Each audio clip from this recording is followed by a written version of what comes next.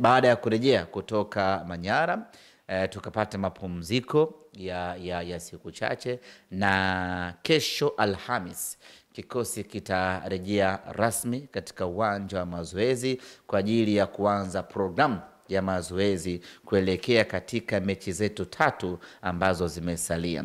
Na wale wachezaji ambao watakuwa kwenye majukumu ya timu ya taifa, wao tayari wameshajiunga kwenye majukumu hayo, na wale ambao hawana majukumu hayo wanaanza program rasmi Mo Simba Arena siku ya Alhamisi kuanza maandalizi kuelekea mechi hizo 3.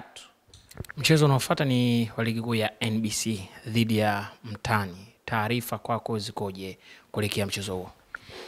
Mechi ni Juni 15 katika uwanja bado haijakuwa confirmed, lakini mechi ambayo sisi tunaifahamu ni tarehe 15 ya mwezi huu wa 6, na maandalizi ambayo tunayafanya ni maandalizi kuelekea katika mchezo huo.